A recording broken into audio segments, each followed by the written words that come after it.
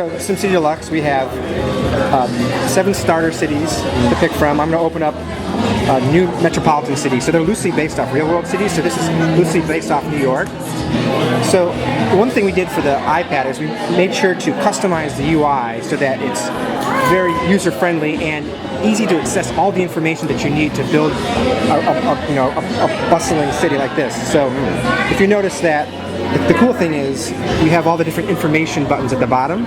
So if I want to bring up my budget, I could now go change my taxes, change my tax rate, or go in, change different types of funding, or I could get graphs on different types of things going on. And if I want to monitor stuff, there's dockable menus, right? My favorite one actually is the budget. I always want to make sure I'm in the red, and so I always kind of dock it off in the corner and watch things. Some people just want to build and stuff, so you notice that the build menus are very easy to access so that the player has all the information right at their fingertips, right? So we have the advisors where you can ask them, what's going on, what should I do, what should I build. We also have ordinances that you can. The cool thing is of this is you can enact an ordinance or deactivate an ordinance just like that, where it's just not really like in the real world, but still. Right. Also the controls. You'll see we use the SimCity 4 art assets, so it's like HD graphics. Yeah, it looks great. I think it looks very nice on the iPad. So another thing I'll show you is the Bulldozer section here. We actually added in these new controls for the iPad so that it almost feels like drawing. So if I go and I want to reconnect the roads, I could just kind of lay down roads real quickly. If I want a road right there, oh wait, I want to change it a little bit, we have the edit controls. So this is a little advantage over the iPhone, is that with the iPad, it's almost like finger painting. Yeah. So we also have 10 disasters to pick from. Nice. So you have 4 seasonal disasters that we've added: the blizzard, heat wave, insect plague, electrical storm, and also we have the mega one, which is the meteor strike. So let me see if the meteors are going to come. Here they come. Oh no, this is not good for my city. And so you'll notice the ticker, people will start complaining, oh, meteor strike, we need to, rush to, put tinfoil on our heads.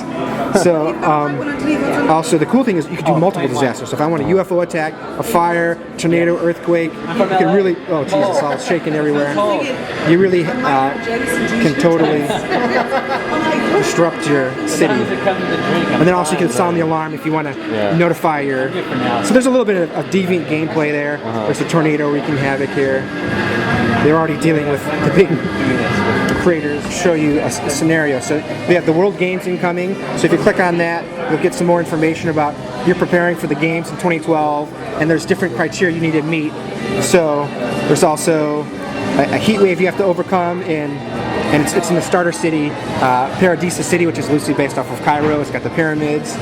So another thing I'll show you is what's fun with the iPad is that if I go in to do a brand new city, right?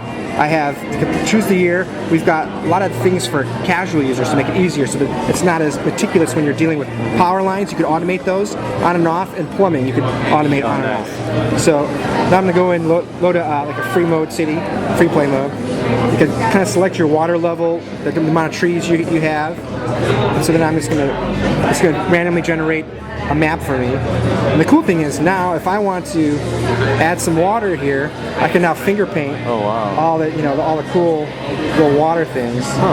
So then if I say I'm a cheapskate and I don't want to do a road bridge, but I just want to do a land bridge, I could actually fill in the land right there. So you can zoom in. You can make a national forest here if you want. The nice real estate along the edges here. So real quick, I can show you the new way you select different buildings. It's kind of a menu form. So because you have the iPad, you have so much screen real estate, we wanted to make sure that the user wasn't scrolling through tons of menus, because it's such a deep game. Again, you want the information at your fingertips. So if I want to put the Empire State Building in my game, I could do that real quick. we could do lay down a power plant. And the cool thing is that, it's ploppables and drawables, right? You just plop down your power plant, and now I could just draw my roads, right? Connect the power plant to the Empire State Building. Do some other things here. Oops. That's going to have some issues. Oh, does a bridge. Oh, makes a bridge. We could also do different zones, so I'll do a nice expensive real estate right next to the Empire State Building. I'll do some commercial zones. So it's really fluid controls. If I want to do something on the outskirts, I could just do it without having to go back into the menu. So